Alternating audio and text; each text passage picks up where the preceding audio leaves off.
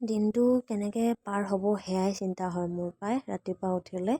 ৰাতিপুৱা 9টামান বজাতহে উঠিছোঁ, পিছে উঠি কৰি মুখ চুখ ধুই ৰুটি বনোৱাতহে লাগিছোঁ। ভিনদেউৱে হেনো ৰুটিহে খায়। তাৰপিছতে এয়া বনাই কৰি আজৰি হ'ল আৰু তাৰপিছতে কালি ৰাতিয়ে বনাই থোৱা ক্ষীৰ লৈ লৈছোঁ লগতে। আৰু পিছে দিনটো আমনি লাগে, কাৰণ কি আগতে মই অলপ ইফাল সিফালকৈ ঘূৰি ফুৰি থাকোঁ কিবা কিবি এই কামত, কিন্তু এতিয়া আকৌ ঘৰৰ ভিতৰতে বেছিভাগ সোমাই থকা হয়। গা অকণ ভালো নহয়। পিছে ক'ম আপোনালোকক কিহৰ কাৰণে। বস্তুবোৰ লৈ এয়া বা ৰুমত পালোহি, তেতিয়া বায়ে খাবলৈ বুলি যোগাৰ কৰি থৈছিলে ভাত। সেয়া আমি পাই খালোঁ, খাই বৈ বহিছোঁ শিলিখা খাওঁ বুলি। পোৱালি দুটাও বোলে খায়। তাৰপিছতে মই অকণ অকণকৈ তেহেঁত দুটাকে খুৱাইছোঁ। মই পিছে কুকুৰক শিলিখা খোৱা প্ৰথমবাৰ দেখিছোঁ দেই।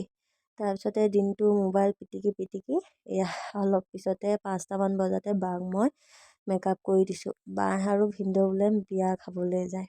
আমি দুইজনী পিছে নাযাওঁ, নমতাই বিয়া খাবলৈওতো যাব নোৱাৰি নহয় জানো।